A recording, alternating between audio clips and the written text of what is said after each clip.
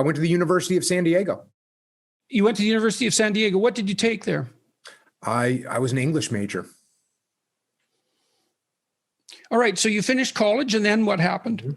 You're not going to ask me why I was an English major? Why were you an English major? I thought when he hears English major, he's going to say, wait a second, here you are, this guy talking about machine guns and blowing things up. What in God's name are you going to go study English for? I have to say that thought did pass through my mind. Okay. Why was I an English major? I was an English major because, believe it or not, when you're in the SEAL teams, and especially when you're in the officer position, you have to write and read all the time. So when one of your troops does something and they deserve some kind of recognition for that, you have to write them an award. And if the award is written well, there's a much better chance that it'll actually be given to the person that you're writing it for. You have to write evaluations for your troops. And the evaluations that you write is how your troops are judged so that they can be promoted. On top of that, if you want to go do a mission, you have to write a concept of operations, which is a document, which is 5, 6, 7, 8 pages long, that you send up the chain of command, that then they scour through and see if they're going to approve your mission or not. That's so insanely important. I mean, one of the things, I did a talk at Harvard 4 years ago, and I pointed out 2 things to the students in the audience. One was that a tremendous amount of civilization and effort had gone into producing the institution that they were now part of, and that everyone who was part of that institution was hoping that they would come there and learn everything they possibly could that was relevant and important, and that they would be the best possible people they could be, and they would go out in the world and do as much good as they possibly could. That was the essential mission of the enterprise. And that was really the case. And also that learning to write in particular was going to make them more powerful than they could imagine. And a number of students came up to me afterwards and said, I really wish someone would have said that to us when we first came here. And it's the writing part of that. I kind of got obsessed with that when I was working as a professor. And I'm working on a piece of software right now to help, which we'll launch soon, to help people write. Because what I observed in my own career, and it's so interesting, the parallelism is so interesting, but not surprising, is that nothing can stop you if you can write. And it's for the reasons you just laid out. It's like when you write, you make a case for something, whatever it happens to be.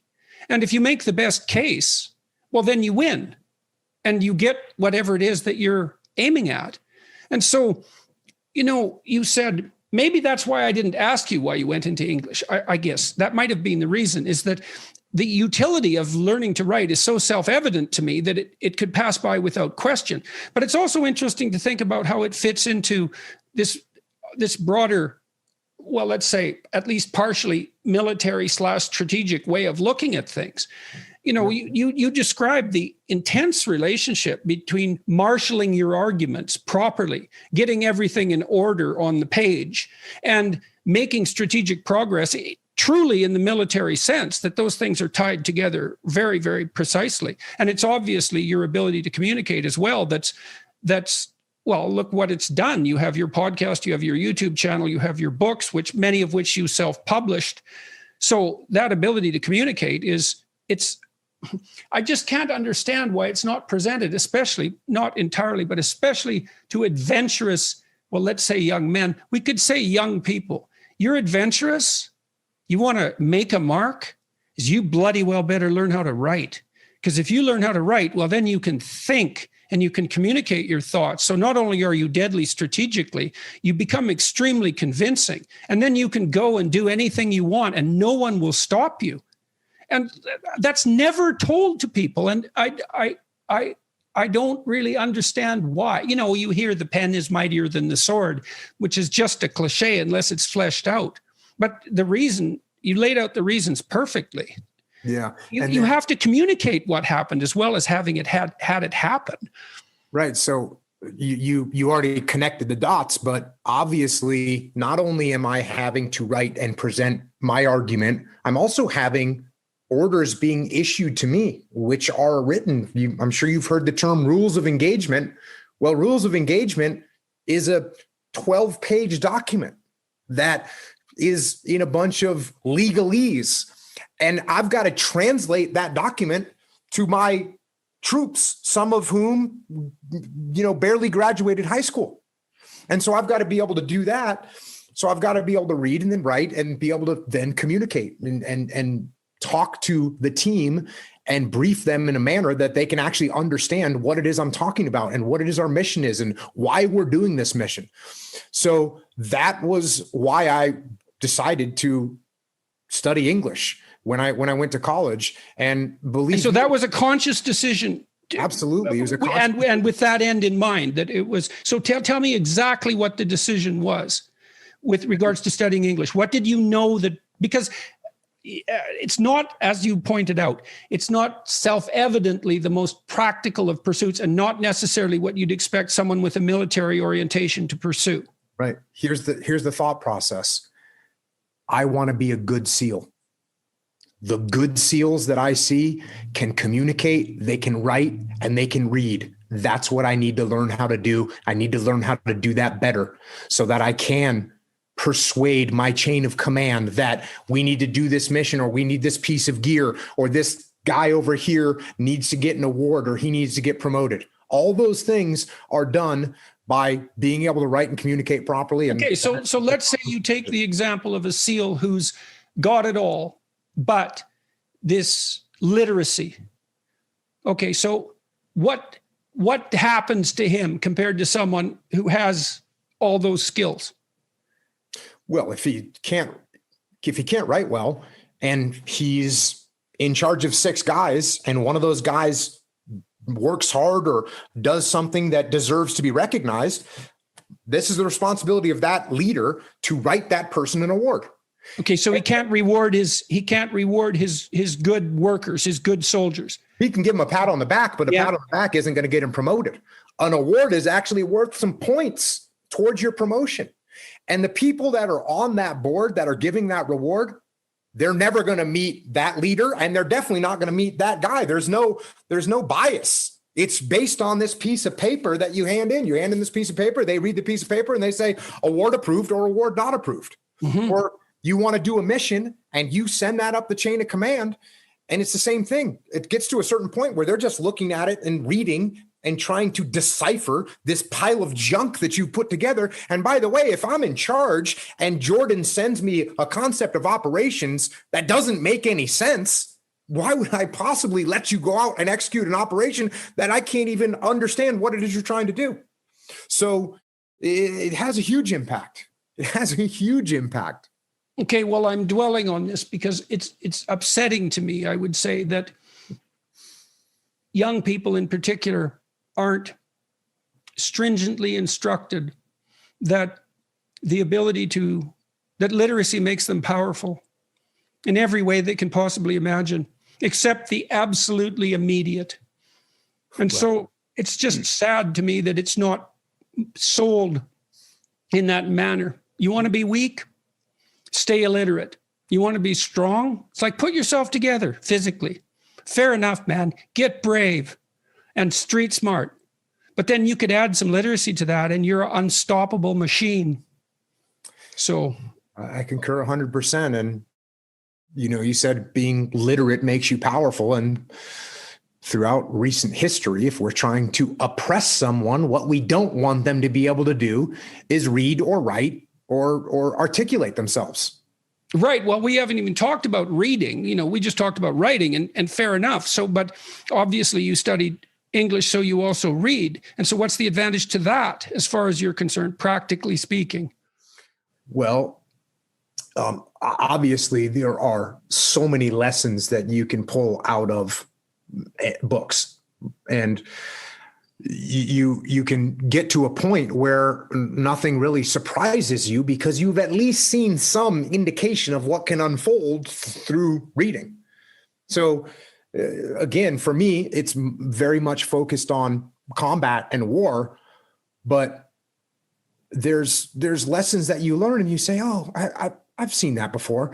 There's a book. It is a book called About Face, which I think the last time you and I talked, I think you were writing the foreword for the Gulag, and I was about to write the foreword to, I don't know if that's your favorite book, but I was lucky enough to be able to write the foreword for my favorite book, which was re-released because I was talking about it all the time. And the book is called About Face. And it's about a guy that was in the Korean War and then he was in the Vietnam War, and his name is Colonel David Hackworth. But I would read that book when I was on deployment. I would open up that book anywhere and I would read 2 pages or 3 pages before I'd go to bed if I was in my bed that night. And there were so many lessons that correlated to what I was actually going through. And a real obvious example was when he was in Vietnam, he's working with the South Vietnamese soldiers and therefore by proxy, the South Vietnamese government. And guess what? They're all corrupt and they're not motivated and they don't have the right gear. And here we are in Iraq and we're working with Iraqi soldiers, and therefore by proxy, we're working with the Iraqi government. And guess what? They're all corrupt and they're not well equipped. And how did he deal with it? How do we deal with it? So there's an example of when you read, you can learn, and you don't have to go through the school of hard knocks. You don't have to get punched in the face repeatedly with things that turn out to be situations that other people have absolutely gone through. And the level of capability increases so much by seeing something one single time. Well, if I see something one time, I'm infinitely better than if I'd never seen it before. So if it's like those little puzzles, they give you a little puzzle, some kind of a mind bender, right? The mind benders only work on you one time. The riddle only works on you one time. Then you go, I know the answer to that. That's the answer. You never get fooled by that again. So just seeing it one time, you're infinitely better. So when you read enough, you're capturing all these lessons. And you know what? I got to say this. It's not just reading. It's not just reading. And I learned this because as I started doing my podcast, and many of my podcasts are just me reading books, I realized how to read more intently, even more intently than I did when I was going to college and I was going to be, writing a paper about a book. And so I'd read it in a certain way. But even that reading was a little bit detached because you're looking for a theme or you're looking for character development or what have you. But when you read to learn about human nature and life, you detach less and you kind of put yourself in there and you experience it a little bit closer. And then when you take a step back, you go, oh yeah, I know what he was thinking right there because I was right there with him. And so there's a certain attitude. You kind of have to put yourself into the work and really read it with that kind of intensity, if for lack of a better word. Is it possible for a human being to read intensely? Absolutely. I guess so, because that's what I try and do. That's no different than acting intensely or playing intensely. Of course, you want to put the book on. You want to become that person. And that can rattle you up, man, especially if the person is thinking all sorts of things that you've never thought.